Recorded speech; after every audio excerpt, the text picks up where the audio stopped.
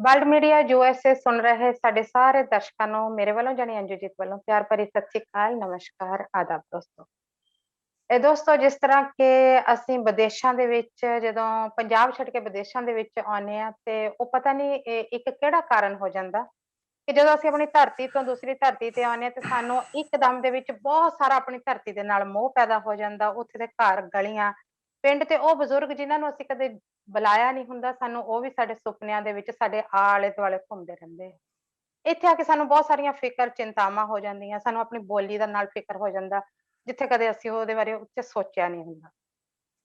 ਸੋ ਉਹਨਾਂ ਦੇ ਨਾਲ ਅਸੀਂ ਆਪਣੀ ਬੋਲੀ ਦੀ ਸਾਂਝ ਪਾਉਣੀ ਹਰ ਕਿਸੇ ਦੇ ਨਾਲ ਇੱਥੇ ਚਾਹੁੰਦੇ ਹੁੰਦੇ ਕਿ ਸਾਡੀ ਬੋਲੀ ਕਿਸੇ ਨਾ ਕਿਸੇ ਤਰ੍ਹਾਂ ਜਿਉਂਦੀ ਰਹੇ, ਅੱਗੇ ਤੋਂ ਅੱਗੇ ਵਧੇ।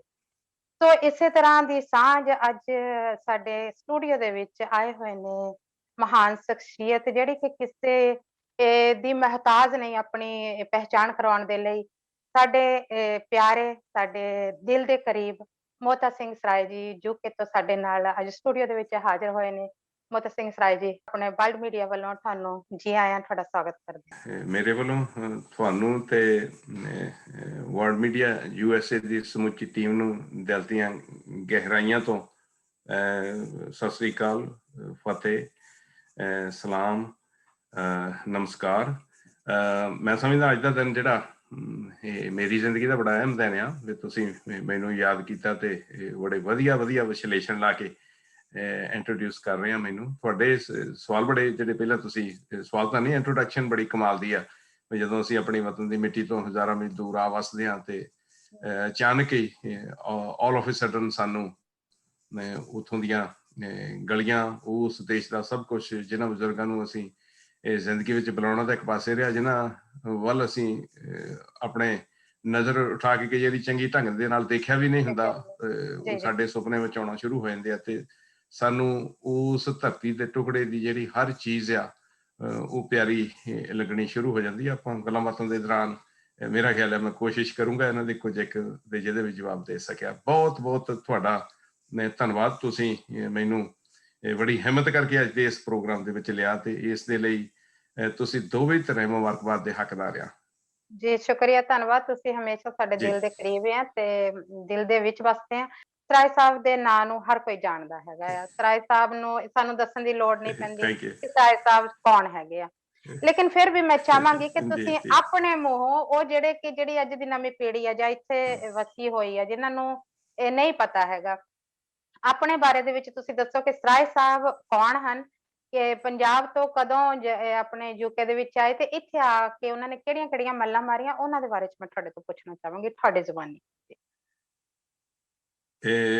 ਹਾਂ ਅੰਜੂ, ਸਵਾਲ ਤੁਹਾਡਾ ਕਮਾਲ ਦਾ ਤੇ ਪਰ ਸਭ ਤੋਂ ਮੁਸ਼ਕਿਲ ਮੈਂ ਕਹਿੰਦਾ ਕਿਸੇ ਵੀ ਪ੍ਰਾਣੀ ਵਾਸਤੇ ਜਿਹੜਾ ਸੰਸਾਰ ਦੇ ਵਿੱਚ ਕੁਝ ਕਰਨ ਦੇ ਯਤਨ ਦੇ ਵਿੱਚ ਆ, ਜਿਹੜਾ ਔਖੀ ਘੜੀ ਜਾਂ ਕੁਝ ਪਲ ਹੁੰਦੇ ਜ਼ਿੰਦਗੀ ਦੇ ਕਿ ਜਦੋਂ ਉਹਨੂੰ ਪੁੱਛਿਆ ਜਾਂਦਾ ਵੀ ਤੂੰ ਆਪਣੇ ਬਾਰੇ ਕੁਝ ਦੱਸ। ਨਾ ਮੇਰਾ ਤੁਸੀਂ ਆਪਣੇ ਦੱਸ ਹੀ ਦਿੱਤਾ। ਮੇਰਾ ਜਨਮ ਮੇਰੇ ਆਪਣੇ ਨਾਨਕਾ ਪਿੰਡ ਚੱਕ ਖੁਰਦ, ਤਹਿਸੀਲ ਨਕੋਦਰ, ਜ਼ਿਲ੍ਹਾ ਜਲੰਧਰ ਦਾ। ਤੇ ਜੇ ਪਿੰਡ ਦਾ ਪਿਛੋਕੜ ਪੁੱਛਣਾ ਤੇ ਭੰਗਾਲਾ, ਨੂਰਮਲ, ਨਕੋਦਰ ਦੇ ਏਰੀਏ ਦੇ ਵਿੱਚ ਪੰਜਾਬ ਦੀ ਧਰਤੀ ਉੱਤੇ ਮੰਜਕੀ ਦੇ ਇਲਾਕੇ ਦੇ ਵਿੱਚ ਮੇਰਾ ਆਪਣਾ ਪਿੰਡ ਪੈਂਦਾ। ਤੇ ਮੰਜਕੀ ਦਾ ਇਲਾਕਾ ਉਹ ਆ ਜੋ ਸਤਲੁਜ ਦਰਿਆ ਤੇ ਚਿੱਟੀ ਬੇਈ ਦੇ ਵਿਚਕਾਰ ਇਲਾਕਾ। 303 ਪਿੰਡ ਆ ਮੇਰੇ ਆਪਣੇ ਖੇਤਰ ਦੇ, ਪੰਜਾਬ ਦੀ ਧਰਤੀ ਦੇ ਦੁਆਬੇ ਦੇ ਵਿੱਚ ਇਹ ਪਿੰਡ ਪੈਂਦਾ। ਤੇ ਉਸ ਪਿੰਡ ਦੇ ਵਿੱਚੋਂ ਮੈਂ ਪ੍ਰਾਇਮਰੀ ਸਕੂਲ, ਆਪਣੇ ਪ੍ਰਾਇਮਰੀ ਵਿੱਦਿਆ ਹਾਸਲ ਕਰਕੇ government high school Shankar, Guru Nanak national college Nakodar, agriculture university Ludhiana, Ramgarhia college Phagwara ਤੇ ਲਹਿਲਪੁਰ ਖਾਲਸਾ ਕਾਲਜ ਜਲੰਧਰ ਤੋਂ ਮੈਂ ਮਾਸਟਰ ਕੀਤੀ ਪੋਲੀਟੀਕਲ ਸਾਇੰਸ ਦੀ। ਆਉਣ ਤੋਂ ਪਹਿਲਾਂ ਕੁਝ ਸਮਾਂ ਮੈਨੂੰ ਉਸੇ ਕਾਲਜ ਦੇ ਵਿੱਚ ਬਤੌਰ ਲੈਕਚਰਰ ਪੜ੍ਹਾਉਣ ਦਾ ਸਬੱਬ ਵੀ ਬਣਿਆ। ਤੇ 1986 ਦੇ ਵਿੱਚ ਮੈਂ ਮਾਸਟਰ ਇਨ ਬਿਜ਼ਨਸ ਐਡਮਿਨਿਸਟ੍ਰੇਸ਼ਨ MBA ਕਰਨ ਦੇ ਵਾਸਤੇ ਇਸ ਦੇਸ਼ ਦੇ ਵਿੱਚ UK ਦੇ ਵਿੱਚ ਆ ਉਤਰਿਆ। ਅਗਸਤ ਦਾ ਮਹੀਨਾ ਸੀ ਤੇ ਮਨ ਦੇ ਵਿੱਚ ਇੱਛਾ ਸੀ ਵੀ ਇੱਥੋਂ ਕੁਛ ਪੜ੍ਹ ਕੇ ਥੋੜ੍ਹਾ ਬਹੁਤਾ ਕੁਛ ਹੋਰ ਸਿੱਖ ਕੇ ਜਿਹੜੀ ਮਨ ਦੇ ਵਿੱਚ ਤਮੰਨਾ ਸੀ ਮੁੜ ਕੇ ਆਪਣੇ ਵਤਨ ਦੀ ਮਿੱਟੀ ਉੱਤੇ ਜਾਵਾਂਗੇ ਤੇ ਉੱਥੇ ਕੁਛ ਕੰਮਕਾਰ ਵੀ ਕਰਾਂਗੇ, ਕਿਉਂਕਿ ਪਿਛੋਕੜ ਸਾਡਾ ਆਪਣਾ ਕਿਸਾਨੀ ਪਰਿਵਾਰ ਦੇ ਨਾਲ ਆ। ਤੇ ਸਾਡੇ ਕਿਸਾਨੀ ਪਰਿਵਾਰ ਦੇ ਵਿੱਚ ਅਸੀਂ ਆਪਣੇ ਕੀ ਕਰਨਾ ਹੁੰਦਾ, ਸਾਡੇ ਇੱਕ ਪੰਜਾਬੀ ਦੇ ਵਿੱਚ, ਮੈਂ ਜ਼ਾਤ ਦੀ ਗੱਲ ਨਹੀਂ ਹੁਣ ਕਰਨ ਲੱਗਾ, ਕਿਸਾਨੀ ਪਰਿਵਾਰ ਦੇ ਨਾਲ ਆਪਣੇ ਜੱਟਾਂ ਦੀ ਜਦੋਂ ਗੱਲ ਆਉਂਦੀ ਆ ਤੇ ਇਹ ਗੱਲ ਆਉਂਦੀ ਆ ਕਿ ਜਿਹੜੇ ਘਾਈਆਂ ਦੇ ਪੁੱਤ ਘਾਈ ਹੁੰਦੇ, ਹਲਵਾਹਾਂ ਦੇ ਹਾਲੀ, ਆਹ ਲੈ ਫੜ ਪੁਰਾਣੀ ਪੁੱਤਰਾ ਸਾਂਭ ਮੁੰਨਾ ਪੰਜਾਲੀ। ਵਾਹ। ਸੋ ਸਾਡੇ ਜਿਹੜੇ ਪੁਰਖੇ ਆ ਸਾਨੂੰ ਜਿਹੜੀ ਗੁੜਤੀ ਦਿੰਦੀ ਆ ਉਹ ਲਗਭਗ ਇਸ ਗੱਲ ਦੀ ਹੁੰਦੀ ਆ ਕਿ ਆਹ ਲੈ ਸਾਂਭ ਪੁਰਾਣੀ ਪੁੱਤਰਾ ਸਾਂਭ ਮੁੰਨਾ ਪੰਜਾਲੀ। ਉਹਨਾਂ ਦਿਨਾਂ ਦੇ ਵਿੱਚ ਉਹਨਾਂ ਜਦੋਂ ਤਾਂ ਮੇਰਾ ਜਨਮਿਆ ਅੱਜ ਤੋਂ ਆਪਣੇ ਆਜ਼ਾਦੀ ਤੋਂ ਲਗਭਗ 10 ਸਾਲ ਬਾਅਦ ਦਾ, ਜਿਹੜੀ ਬਲਦਾਂ ਦੇ ਨਾਲ ਖੇਤੀ ਹੁੰਦੀ ਸੀ, ਖੂਹਾਂ ਦੇ ਨਾਲ ਅਸੀਂ ਆਪਣੀ ਜ਼ਮੀਨ ਨੂੰ ਸਾਰਾ ਪੰਜਾਬ ਜਿਹੜਾ ਸਿੰਜਦਾ ਸੀ। ਤੇ ਮੈਂ ਸਮਝਦਾ ਕਿ ਅਸੀਂ ਮਹਿਸੂਸ ਕਰਦੇ ਹਾਂ ਠੀਕ ਠਾਕ ਸੀ, ਘਰ ਦੇ ਹਾਲਾਤਾਂ ਮੁਤਾਬਕ ਇਲਾਕੇ ਦੇ ਵਿੱਚ ਮਾੜੀ ਮੋਟੀ ਛੋਟੀ ਮੋਟੀ ਜਿਸ ਤਰ੍ਹਾਂ ਆਪਣੇ ਰੋਟੀ ਸਮੁੱਚਾ ਪੰਜਾਬ ਖਾਂਦਾ ਉਸੇ ਢੰਗ ਦੀ ਅਸੀਂ ਖਾਂਦੇ ਸੀ। 1984 ਦੇ ਵਿੱਚ ਪੰਜਾਬ ਦੀ ਧਰਤੀ ਦੇ ਹਾਲਾਤ ਜਿਹੜੇ ਮੈਨੂੰ ਤੁਹਾਨੂੰ ਦੱਸਣ ਦੀ ਲੋੜ ਨਹੀਂ, ਉਹ ਜਿਸ ਤਰ੍ਹਾਂ ਦੇ ਹੋ ਗਏ। ਸੋ ਉਹਦੀ ਬਦੌਲਤ ਬਹੁਤ ਵੱਡੀ ਮਾਈਗ੍ਰੇਸ਼ਨ ਜਿਹੜੀ ਆ ਆਪਣੇ ਉਸ ਤੋਂ ਬਾਅਦ ਜਿਹੜੀ ਆਪਣੇ ਹੋਣੀ ਸ਼ੁਰੂ ਹੋ ਗਈ, ਤੇ ਉਹਨਾਂ ਹਾਲਾਤਾਂ ਦਾ ਝੰਬੇ ਹੋਏ ਜਿਹੜੇ ਬਹੁਤ ਸਾਰੇ ਆਪਣੇ ਮੇਰੇ ਹਾਣੀ ਕੁਰਬਾਨੀ ਇਹਨਾਂ ਦੇਸ਼ਾਂ ਦੇ ਵਿੱਚ ਵਸੇ ਆ, ਤੇ ਮੈਂ ਵੀ ਉਹਨਾਂ ਦੇ ਵਿੱਚੋਂ ਇੱਕ ਸੀ। ਤੇ ਵਾਪਸ ਜਾਣ ਦੀ ਮਨ ਦੇ ਵਿੱਚ ਤਮੰਨਾ ਸੀ। ਪੜ੍ਹਾਈ ਕਰਦੇ ਕਰਦੇ ਆਪਣੇ ਖੱਟੀ ਕਮਾਈ ਦੇ ਚੱਕਰ 'ਚ ਪੈ ਗਿਆ। ਉਸ ਤੋਂ ਬਾਅਦ 93 ਦੇ ਵਿੱਚ ਮੇਰਾ ਇੱਥੇ ਯੂਕੇ ਦੀ ਧਰਤੀ ਉੱਤੇ ਆਪਣੇ ਵਿਆਹ ਹੋ ਗਿਆ, ਤੇ ਉਸ ਤੋਂ ਬਾਅਦ ਵਿਆਹ ਤੋਂ ਬਾਅਦ ਆਪਣੇ 96 ਦੇ ਵਿੱਚ ਪਹਿਲੀ ਬੱਚੀ ਇਸ ਸੰਸਾਰ ਦੇ ਵਿੱਚ ਆ ਗਈ, ਜਿਸ ਦੇ ਰਾਹੀਂ ਮੈਂ ਸਮਝਦਾ ਕਿ ਮੇਰੀ ਇਸ ਸੰਸਾਰ ਦੇ ਨਾਲ ਸਾਂਝ ਪੈ ਗਈ। ਤੇ ਹੌਲੀ ਸੱਜੇ ਯਤਨ ਕਰਨ ਦੇ ਬਾਵਜੂਦ ਵੀ ਮੈਂ ਆਪਣੇ ਅੰਦਰੋਂ ਤੁਹਾਨੂੰ ਇਹ ਗੱਲ ਦੱਸ ਦਿੰਦਾ, ਆਪਣੀ ਬੋਲੀ, ਆਪਣੀ ਵਿਰਾਸਤ, ਆਪਣੇ ਸੱਭਿਆਚਾਰ ਜਾਂ ਜਿਹੜੀਆਂ ਸਾਡੀਆਂ ਆਪਣੇ ਬਜ਼ੁਰਗਾਂ ਦੀਆਂ ਸਿਹਤਮੰਦ ਸਮਾਜਿਕ ਕਦਰਾਂ ਕੀਮਤਾਂ ਸੀ, ਉਹਨਾਂ ਨਾਲ ਜੁੜੇ ਹੋਣ ਦੇ ਬਾਵਜੂਦ ਵੀ, ਕੋਸ਼ਿਸ਼ ਕਰਨ ਦੇ ਬਾਵਜੂਦ ਵੀ ਮੈਂ ਠੀਕ ਹੈ 3-4 ਚੱਕਰ ਪੰਜਾਬ ਦੀ ਧਰਤੀ ਤੇ ਲੱਗਦੇ ਰਹੇ ਆ। ਪਿਛਲੇ ਸਾਲ ਤਾਂ ਸਿਰਫ ਇੱਕ ਹੀ ਲੱਗ ਸਕਿਆ, ਹੁਣ ਐਤਕੀ ਇਸ ਸਾਲ ਦੇਖੋ ਕਦੋਂ ਲੱਗਦਾ। ਇਹ 3-4 ਚੱਕਰ ਮਾਰਨ ਦੇ ਬਾਵਜੂਦ ਵੀ ਪੱਕੇ ਤੌਰ ਦੇ ਉੱਤੇ ਮੈਂ ਪੰਜਾਬ ਦੀ ਧਰਤੀ ਉੱਤੇ ਇਹ ਮੁੜ ਕੇ ਜਾ ਕੇ ਇਹ ਵਸ ਨਹੀਂ ਸਕਿਆ।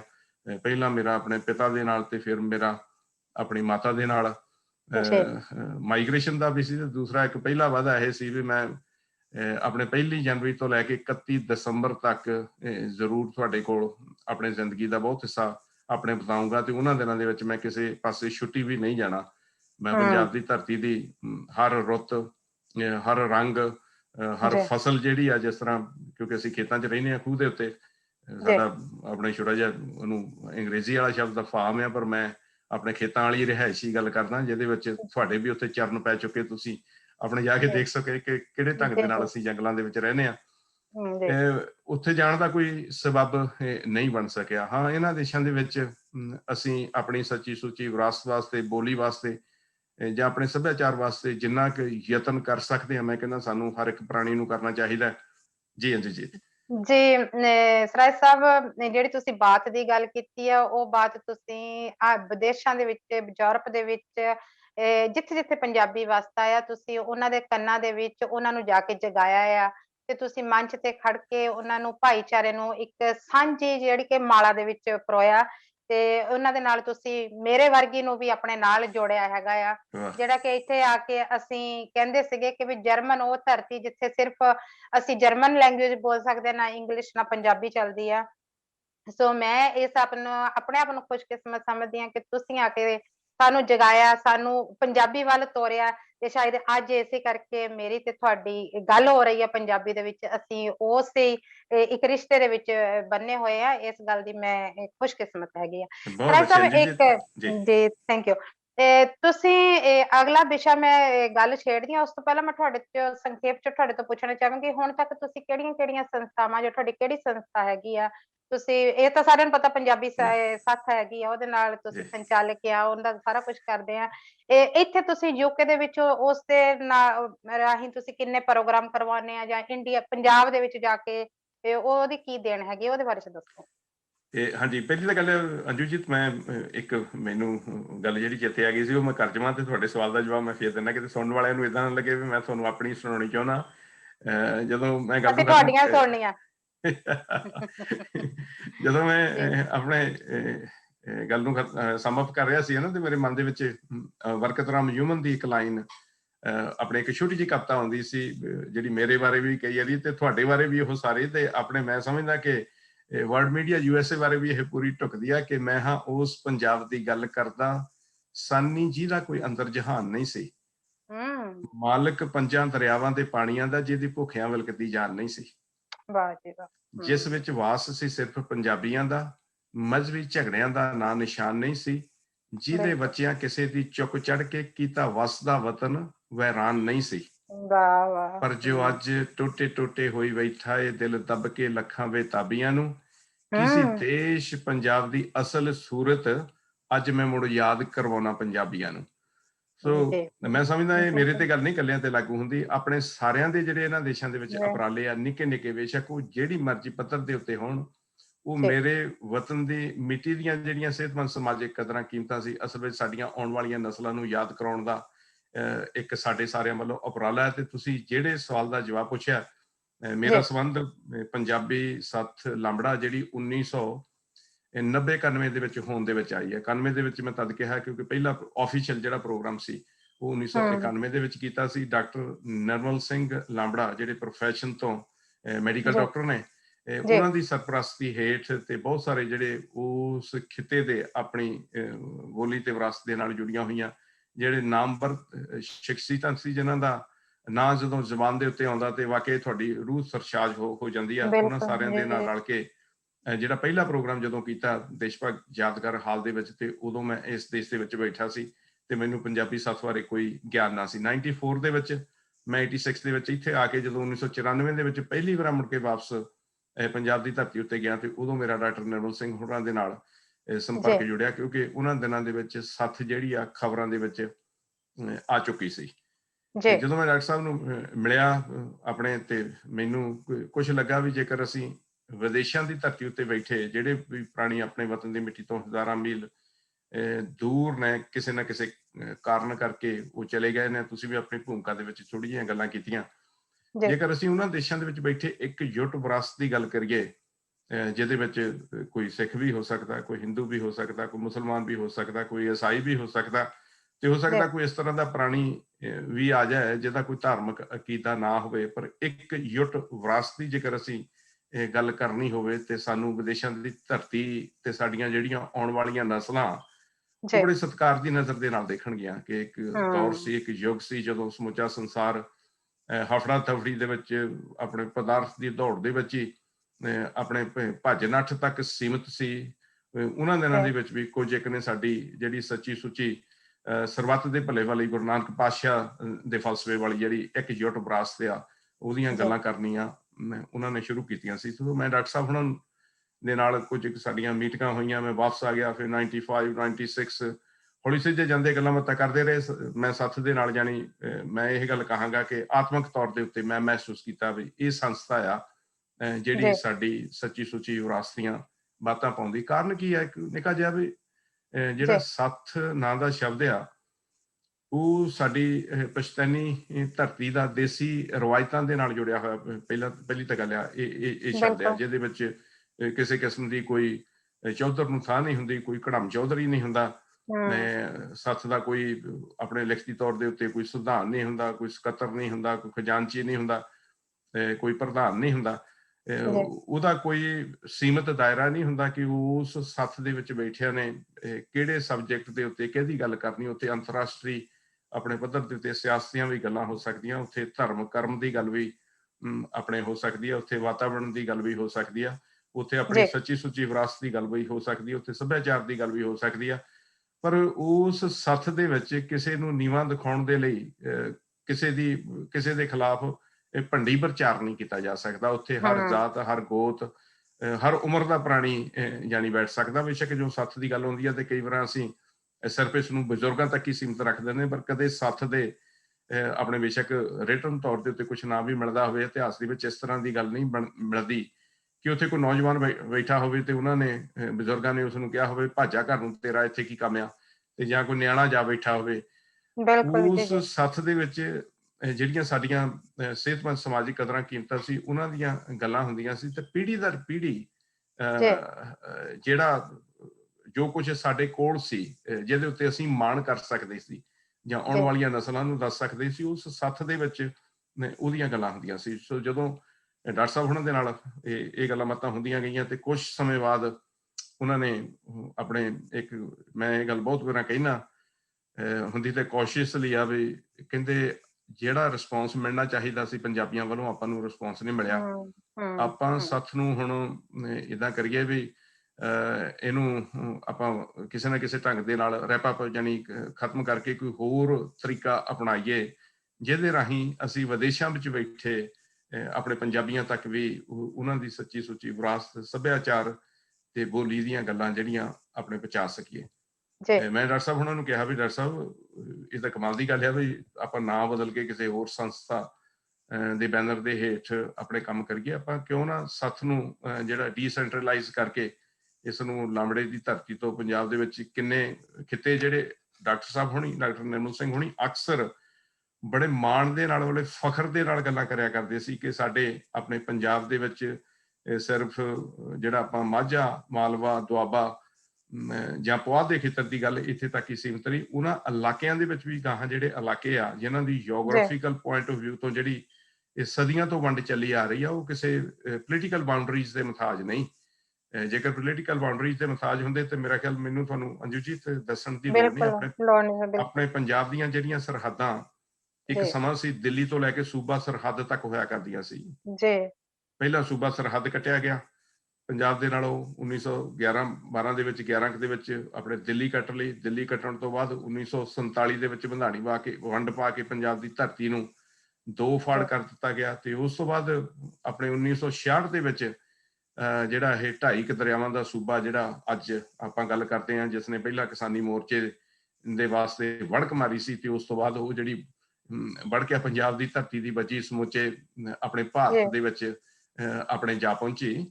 ਤੇ ਉਸ ਧਰਤੀ ਦੇ ਜਿਹੜੇ 2.5 ਦਰਿਆ ਹਰਿਆਣਾ, ਹਿਮਾਚਲ ਜਿਹੜੇ 1966 ਦੇ ਵਿੱਚ ਪੰਜਾਬ ਦੇ ਸਿਰ ਦੇ ਉੱਤੇ ਬਿਠਾ ਦਿੱਤੇ। ਆਪਾਂ ਕਿਸੇ ਸੂਬੇ ਦੇ ਖਿਲਾਫ ਨਹੀਂ, ਨਾ ਕਿਸੇ ਬੋਲੀ ਦੇ। ਮੈਂ ਇੱਥੇ ਨਾਲ ਦੀ ਨਾਲ ਗੱਲ ਕਰ ਚੱਕਾਂ।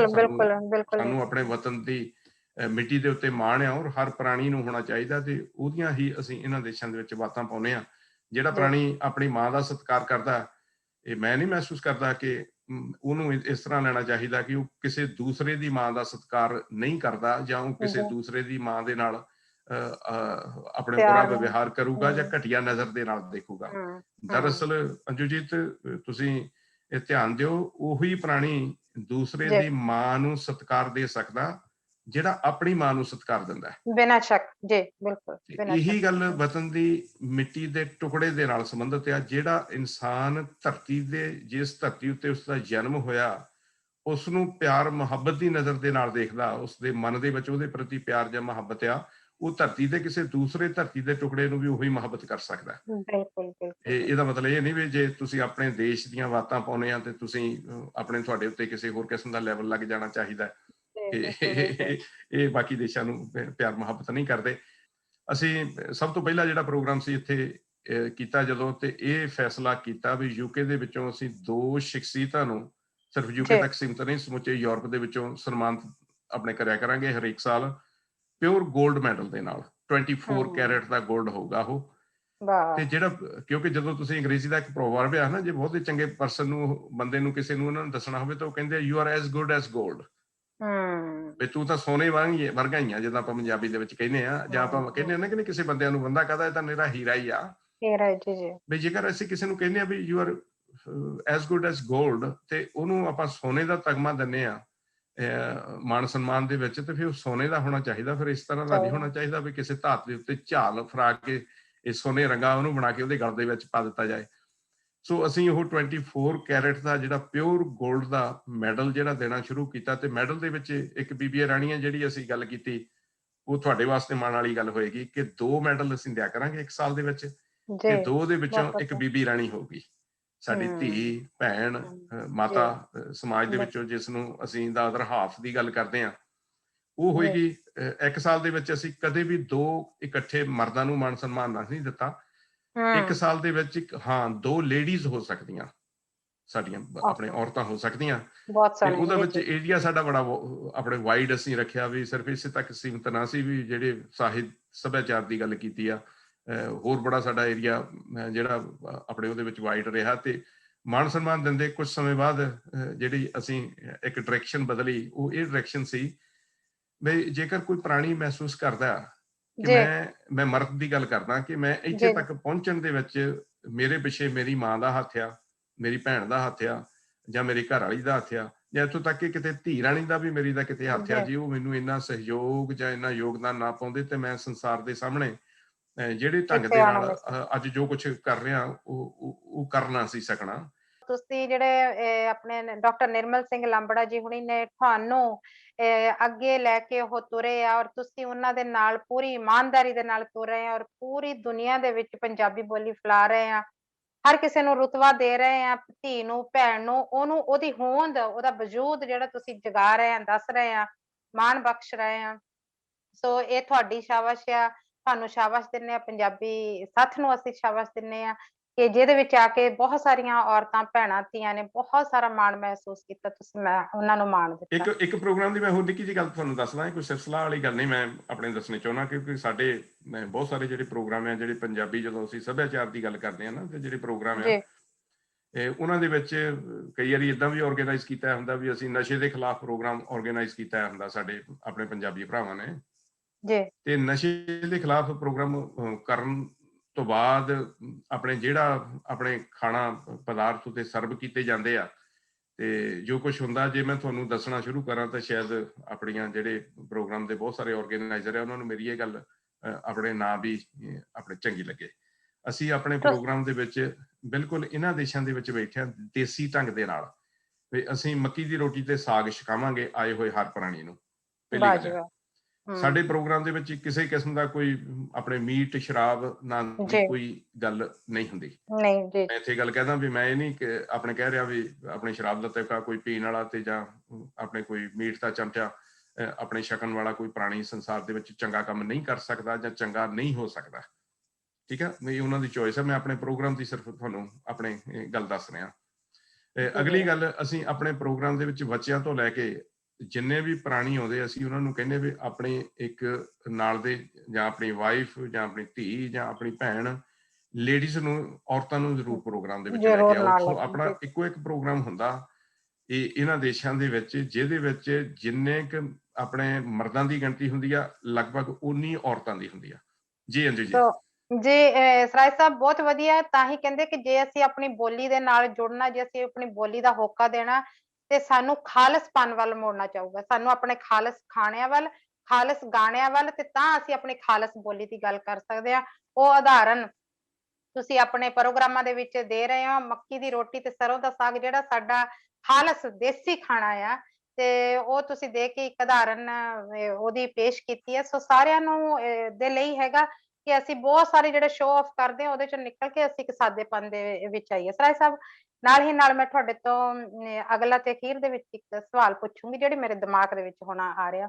ਗੱਲਾਂ ਬਾਤਾਂ ਦੇ ਵਿੱਚ ਤੁਸੀਂ ਗੱਲ ਕੀਤੀ ਸੀਗੀ ਕਿ ਵੀ ਜਦੋਂ ਤੁਸੀਂ ਪੰਜਾਬ ਛੱਡਿਆ ਕੁਝ ਹਾਲਾਤ ਏਦਾਂ ਦੇ ਹੋ ਗਏ ਸੀਗੇ, 84 ਦਾ ਦੌਰ ਸੀਗਾ। ਕਈ ਦਫਾ ਸਾਡੇ ਹਾਲਾਤ ਸਾਨੂੰ ਬਾਗੀ ਬਣਾ ਦਿੰਦੇ ਆ, ਕਈ ਵਾਰੀ ਸਾਡੇ ਘਰ ਦੇ ਹਾਲਾਤ ਸਾਨੂੰ ਬਾਗੀ ਬਣਾ ਦਿੰਦੇ ਆ, ਕਈ ਦਫਾ ਸਾਡੇ ਸੁਪਨੇ ਸਾਨੂੰ ਬਾਗੀ ਬਣਾ ਦਿੰਦੇ ਆ ਕਿ ਅਸੀਂ ਆਪਣੀ ਉਹ ਧਰਤੀ ਛੱਡਣੀ ਹੁੰਦੀ ਹੈ। ਅਸੀਂ ਇਹ ਸੁਪਨਿਆਂ ਦੀ ਧਰਤੀ ਤੇ ਆ ਗਏ ਆ, ਸਾਡੇ ਆਪਣੇ ਮੰਗੇ। ਮੈਂ ਜਰਮਨ ਬੈਠੀ ਆ, ਤੁਸੀਂ ਇੰਗਲੈਂਡ ਬੈਠੇ ਹੋ, ਕੋਈ ਕਿਤੇ ਬੈਠਾ ਵਿਦੇਸ਼ਾਂ ਦੀ ਧਰਤੀ ਤੇ। ਸਾਨੂੰ ਉਧਰੋਂ ਦੌੜਨ ਦੀ ਵੀ ਪਈ ਹੁੰਦੀ ਹੈ। ਹਰ ਰੋਜ਼ ਅਸੀਂ ਜਿਹੜੀ ਸਾਡੇ ਛੱਤ ਤੇ ਉੱਡਦਾ ਜਹਾਜ਼ ਹੈ ਉਹ ਦੇਖਦੇ ਕਿ ਸ਼ਾਇਦ ਇਹਦੇ ਵਿੱਚ ਮੈਂ ਬੈਠ ਕੇ ਕਦੇ ਨਾ ਕਦੇ ਉੱਥੇ ਜਾਊਂਗਾ। ਜਦੋਂ ਅਸੀਂ ਆਪਣੀ ਇਸ ਧਰਤੀ ਤੇ ਆ ਜਾਂਦੇ ਆ, ਸੁਪਨਿਆਂ ਦੀ ਧਰਤੀ ਤੇ, ਥੋੜੀ ਕੁ ਦੇਰ ਬਾਅਦ ਸਾਡਾ ਮਨ ਅੱਕ ਜਾਂਦਾ। ਫਿਰ ਅਸੀਂ ਫੋਨ ਕਰਦੇ ਆ, ਕਹਿੰਦੇ ਕਿ ਵੀ ਮੈਂ ਵਾਪਸ ਆ ਜਾਣਾ, ਮੈਂ ਵਾਪਸ ਆ ਜਾਣਾ। ਤੁਹਾਨੂੰ ਲੱਗਦਾ ਕਿ ਅਸੀਂ ਜਿਹੜੇ ਕਿ ਆਪਣੀ ਪਾਸਪੋਰਟ ਨੈਸ਼ਨੈਲਿਟੀ ਇੱਥੇ ਦੀ ਲੈ ਕੇ ਅਸੀਂ ਫਿਰ ਬੜਾ ਰੌਲਾ ਪਾਉਂਦੇ ਆ ਕਿ ਅਸੀਂ ਹੁਣ ਪੰਜਾਬ ਜਾ ਕੇ ਰਹਿਣਾ, ਸਾਨੂੰ ਉਹ ਤੇ ਨਾਅਰੇ ਚੰਗੇ ਲੱਗਣ ਲੱਗ ਪੈਂਦੇ, ਹਰ ਚੀਜ਼ ਚੰਗੀ ਲੱਗਦੀ ਕਿ ਅਸੀਂ ਉੱਥੇ ਜਾ ਕੇ ਰਵਾਂਗੇ। ਜੇ ਰਵਾਂਗੇ, ਵਾਪਸ ਪਰਤਾਂਗੇ ਤੇ ਕੀ ਸੋਚ ਕੇ ਪਰਤਾਂਗੇ, ਉੱਥੇ ਜਾ ਕੇ ਕੀ ਕਰਾਂਗੇ, ਉੱਥੇ ਸਾਡੇ ਕੀ ਕੀ ਏਮ ਆ, ਕੀ ਚਾਹੁੰਦੇ ਆ ਕਿ ਉੱਥੇ ਜਾ ਕੇ ਕੀ ਕਰੀਏ। ਲੱਗਦਾ ਕਿ ਅਸੀਂ ਐਵੇਂ ਰੌਲਾ ਪਾਉਂਦੇ ਆ ਕਿ ਅਸੀਂ ਸੱਚੀ ਪਰਤਾਂਗੇ ਵਾਪਸ।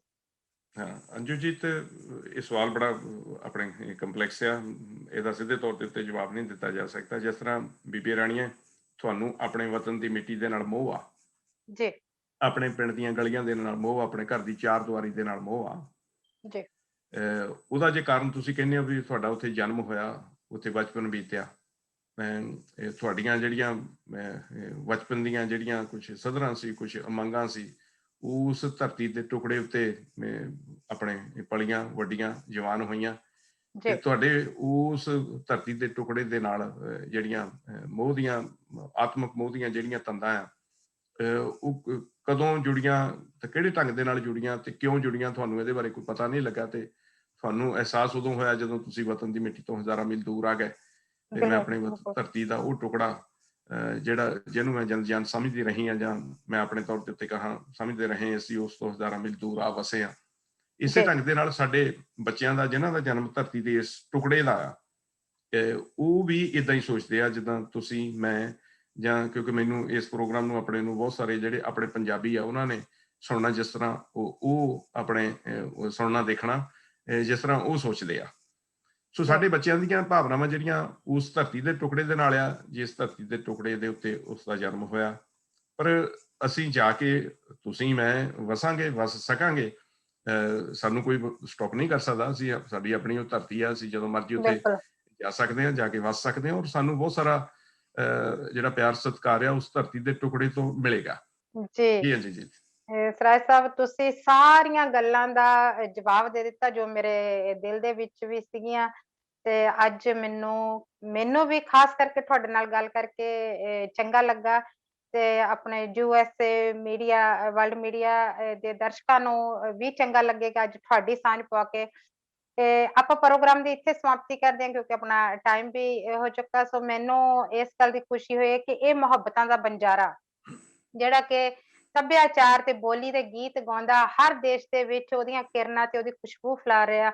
ਮੋਤਾ ਸਿੰਘ ਸਰਾਏ ਜੀ ਅੱਜ ਸਾਡੇ ਨਾਲ ਹਾਜ਼ਰ ਹੋਏ, ਆਪਣੀ ਗੱਲਬਾਤ ਦੀ ਸਾਂਝ ਪਾਏ। ਸਰਾਏ ਸਾਹਿਬ, ਆਉਣ ਵਾਲੇ ਟਾਈਮ ਦੇ ਵਿੱਚ, ਆਉਣ ਵਾਲੇ ਸਮੇਂ ਦੇ ਵਿੱਚ ਸਾਨੂੰ ਫਿਰ ਤੁਹਾਡੀ ਉਮੀਦ ਰਹੇਗੀ ਇਸੇ ਤਰ੍ਹਾਂ ਪੰਜਾਬੀ ਬੋਲੀ ਦੇ ਉੱਤੇ ਪੰਜਾਬੀਆਂ ਦੇ ਉੱਤੇ ਗੱਲਬਾਤ ਕਰਨ ਦੇ ਲਈ। ਆਉਣ ਵਾਲੇ ਸਮੇਂ ਦੇ ਵਿੱਚ ਅਸੀਂ ਤੁਹਾਨੂੰ ਫਿਰ ਉਡੀਕਾਂਗੇ। ਮੇਰੇ ਵੱਲੋਂ ਤੇ ਵਰਲਡ ਮੀਡੀਆ USA ਵੱਲੋਂ ਤੁਹਾਡਾ ਫਿਰ ਸਵਾਗਤ ਤੇ ਜੀ ਆਇਆਂ ਕਹਿੰਦੇ ਤੇ ਆਉਣ ਵਾਲੇ ਸਮੇਂ ਦੇ ਵਿੱਚ ਤੁਹਾਡੀ ਉਡੀਕ ਰਹੂਗੀ।